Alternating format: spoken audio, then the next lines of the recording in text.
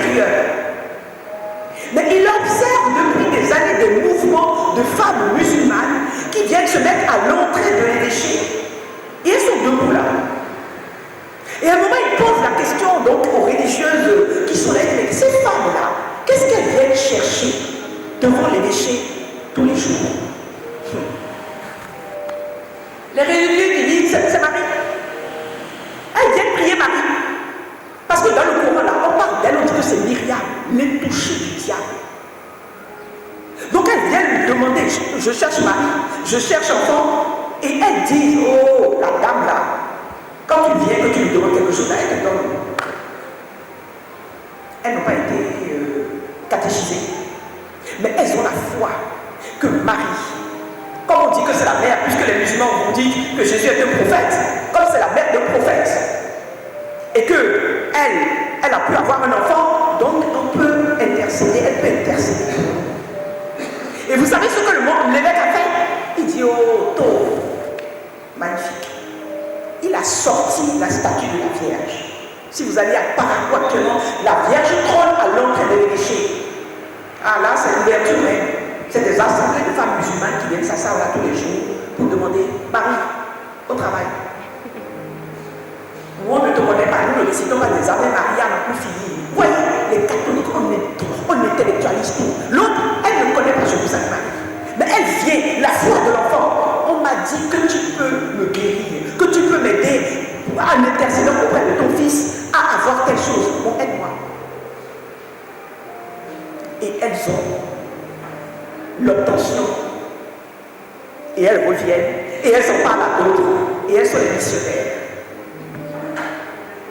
Est-ce que c'est pas formidable ça? Je pense ces deux témoignages pour vous dire aux femmes musulmanes, Dieu connaît ta foi. Mais Dieu connaît aussi ce que tu vis dans ton foyer, avec tes enfants, dans ton travail, dans ton couple, dans ta vie familiale. Il sait. Il est Dieu, il sait. La foi qui fait que tu arrives à t'agenouiller 7 fois par jour pour t'agenouiller pour prier Allah. Mais je veux te dire aujourd'hui que Allah est venu vers toi. Et que tu as intérêt, ma chère, si tu ne veux pas louper l'événement, comme je ne vais pas te raconter, tu as intérêt à courir, à venir t'asseoir parmi les premières à la chapelle Sainte-Anne pour venir trouver ta guérison. Écoute-moi bien, c'est Daniel Blia qui te parle. Parce que les médias, tu vas les entendre sur la télé et la radio, peut-être même en direct, déjà tu m'entends. Jésus est venu t'apporter la bonne nouvelle de la délivrance, de la vie en abondance, tes problèmes, tes maladies, ta guérison. Et le Seigneur a fait la grâce à mon Père et à moi-même d'être dans les plantes, dans la nature. Je suis naturopathe et je dirige un grand centre qui porte le nom de mon Père, le centre Jean Pliard. C'est un centre de naturopathie reconnu par le ministère de la Santé. Et nous faisons des guérisons grâce à la nature. Nous montrons aux personnes que lorsqu'on t'a dit que c'est fini pour toi, il faut venir. Dieu a mis dans la nature les plantes. Nous apprenons aux femmes, aux hommes à remanger. Parce que voilà le drame de notre civilisation. Nous mangeons mal. Et nous sommes malades. Et ce centre, nous voyons des gens qui viennent sur des chaises roulantes. Les médecins disent c'est fini pour toi. Et nous, avec la prière, avec l'alimentation, avec les soins naturels, nous remettons ces personnes sur place. Je suis venu t'apporter ça aussi. Te faire découvrir les aliments de mort que tu manges au quotidien. Parce que tu es la cible du diable. Il fait de grandes publicités pour toi. Il annonce des produits que toi tu crois qu'ils sont bons, mais c'est des produits qui, lorsque tu manges, te détruisent. Et c'est pour ça que vous voyez aujourd'hui qu'il y a des épidémies de cancer, des épidémies de stérilité, le nombre de femmes stériles qui cherchent des enfants. Mais c'est en lien avec ce que vous mangez, mes chers dames. Après vous dites Dieu va te parler à travers cette campagne d'évangélisation et tu vas découvrir les secrets pour retrouver ta santé, pour redevenir stérile, pour redevenir féconde et pour pouvoir bénéficier du bonheur. Il n'est jamais trop tard. Sarah a eu son fils à 99 ans. dis-toi que Jésus, il est capable, quel que soit ton âge, avec sa grâce, de retrouver le bonheur. Voilà le message que j'ai voulu t'apporter, femme sénégalaise, femme africaine, qui compte sur Dieu, qui a une place dans son cœur et qui veut te rencontrer. Est-ce que tu veux le rencontrer? Est-ce que tu veux toucher à ce Dieu? Est-ce que tu veux goûter à ce Dieu? Goûter et voyez comme le Seigneur est bon. Est-ce que tu veux goûter? Alors, ma sœur, je te demande tout simplement d'être présente à ces 3 jours qui vont être, comme je dis, un festival. Festival du Saint-Esprit. Festival de Jésus Sauveur. Nous allons te le présenter comme jamais on te l'a présenté. Et tu auras des larmes de délivrance, des larmes de guérison, des larmes de restauration, des larmes de régénération, des larmes de vie, de la vie tout simplement, qui est celle du bonheur. Je m'arrête là et j'invite toute la presse à relayer ces messages d'espérance que nous apportons. C'est inédit. Et selon la prophétie du berger Richard, il dit cette année ça se fait à la chapelle, mais à la grâce de Dieu l'année prochaine ce sera le stade qui va regrouper toutes les femmes et les hommes. Ah, les hommes aussi vous êtes bienvenus, hein? Les hommes qui veulent accompagner les femmes pour qu'elles deviennent vraiment des femmes dignes. Vous êtes la bienvenue. Parce que quand vous venez et que vous intercédez pour vos femmes là, Dieu vous touche aussi. Combien de femmes ne viennent pas me dire mon mari est puissant? Sexuellement là ça ne fonctionne pas. Je dis ma chérie, bon, il y a les secrets. J'ai même écrit un livre sur ça. Venez découvrir ce livre, La libido retrouvée. Et c'est le pape Jean-Paul II que Dieu bénisse ce pape. Il dit, on devrait parler de l'évangile de la sexualité. On devrait éduquer les jeunes à comprendre ce que c'est que le sexe, à ne pas galvauder le sexe, à le vivre pleinement. Le but du mariage n'est pas d'avoir des enfants. C'est Jean-Paul II qui le veut, je l'ai cité dans mon livre. Il dit, un couple, il y a 2 axes sur lesquels le démon attaque les mariages. C'est l'axe de la prière et l'axe de la sexualité. Je peux vous dire que 80% de divorces qu'il y a, allez chercher. Il y a le sexe en dessous. Bah, je ne suis plus satisfaite. Le mari aussi, moi je ne suis plus satisfaite. Et donc je vais chercher ailleurs. Dieu veut te rejoindre aussi dans ta sexualité, femme sénégalaise. Viens entendre la bonne nouvelle et surtout viens te former parce qu'il y aura de la documentation. Tous les livres, le best-seller de Jean Priat sera là, prier comme un enfant de roi. Des ténèbres à la lumière, la nouvelle de protection spirituelle. Moi-même j'ai écrit un livre sur la santé et la longévité par l'alimentation au regard de la Bible et des textes bibliques. Je cite le Coran, je cite les grandes religions pour montrer que Dieu nous a prévus pour être centenaires, en bonne santé.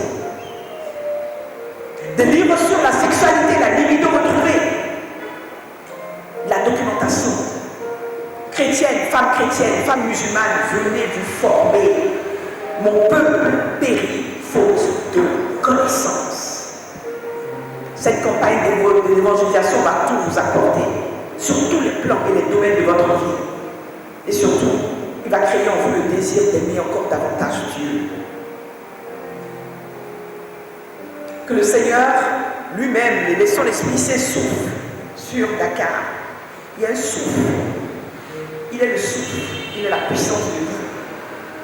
Et je vois ce souffle en train de balayer la ville de Dakar et même le Sénégal et le monde entier pour annoncer ce qui est en train d'arriver. Ces 3 jours, vous allez rentrer dans une nouvelle dimension. La dimension où le bonheur est possible.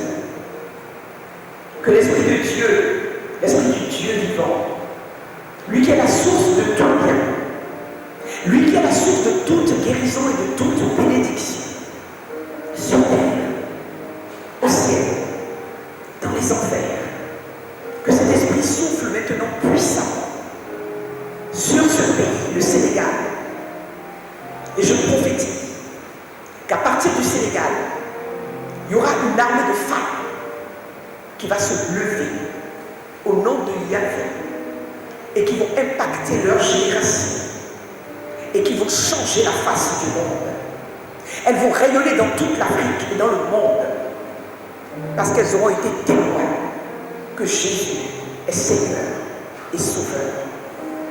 Que son sang coule sur cette assemblée, dans tout ce pays, sur tous les médias.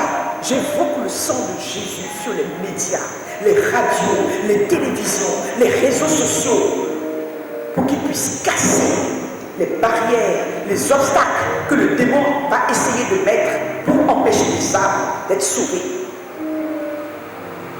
Que ce sang maintenant débloque et libère la puissance qui va vous permettre de devenir ce que vous devez être.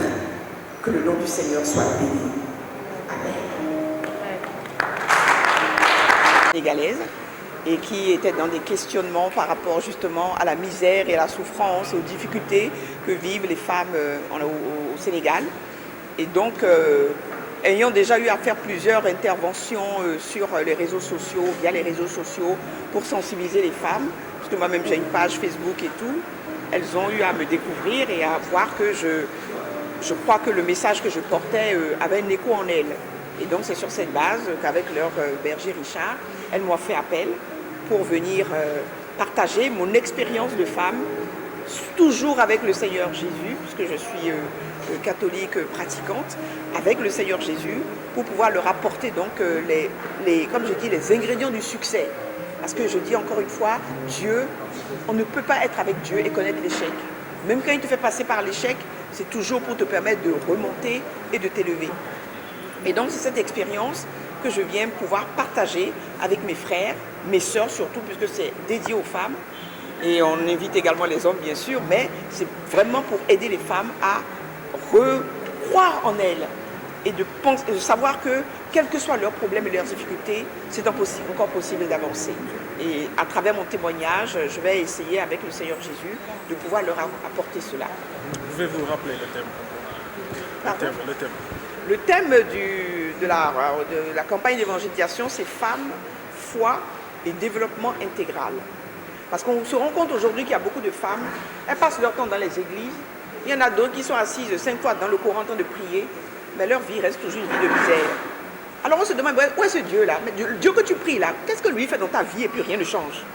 Ah, donc, question, c'est pas possible que tu pries Dieu et que tu sois dans la misère. On est venu leur dire, en étant femme, et si tu es croyante, tu doubles ta capacité à réussir. Et définitivement, sur ton développement complet, il n'y a pas un aspect de ta personnalité qui n'intéresse pas Dieu. Je parle, la sexualité de la femme intéresse Dieu. Sa vie de couple intéresse Dieu. L'éducation de ses enfants intéresse Dieu. Sa vie professionnelle, sa vie dans la cité, sa vie au niveau politique, sa vie sociale, sa vie en tant que femme doit être intégrale. Il ne faut pas qu'il y ait un aspect qui bug là, où on dit oui, mais là, et quand on te regarde, on dit est-ce que Dieu est vraiment présent dans sa vie, celle-là? Pourquoi tout n'est pas bon? Si tout n'est pas bon, c'est qu'il y a un problème. Et tu dois trouver les moyens, on veut leur donner, je dis, les petites pilules, les petits cachets de la santé, du bonheur, qui vont leur permettre de pouvoir être vraiment dans leur développement intégral et être heureuses. Parce qu'on est fatigué, je dis, on est fatigué des femmes qui sont toujours en train de se larmoigner. Oh, la litanie des saints. Et puis Dieu, mon mari m'a frappé. Et puis ceci. J'ai dit, il faut arrêter de te lamenter, femme sénégalaise. Et te dire, maintenant c'est bon, je vais prendre ma vie en main, en dessinée avec Dieu. Et ce Dieu que je prie là, il est capable de tout. C'est ce qu'on est venu leur dire. Il vient changer ta condition pour t'amener dans un développement et dans un bonheur complet. Ce n'est pas nous qui faisons le travail. Nous partons de notre témoignage pour dire que comment Dieu, parce que moi je vais parler de ma vie. Ces femmes-là, elles vont connaître ma vie. Je ne vais rien cacher, je ne suis pas venue ici pour mentir, pour leur dire tout a été mirobolant. J'ai eu des échecs, j'ai eu des épreuves, j'ai eu des souffrances. Et je viens pour leur dire, vous voyez, malgré cette souffrance, quand vous me regardez là, est-ce que j'ai l'air d'être malheureuse? Je suis heureuse même. Je bénis le Seigneur. Je suis heureuse et j'ai le bonheur. Mais quand tu as un secret, il ne faut pas le garder pour toi-même. Il faut le partager pour que le maximum de gens et le maximum de femmes découvrent les secrets du bonheur. Et l'un des premiers secrets, c'est la rencontre avec Jésus, Jésus Sauveur. Et je le dis, que tu sois musulmane, que tu sois athée, si tu es dans le désarroi et que tu ne trouves pas de solution à ta vie, viens à la campagne d'évangélisation.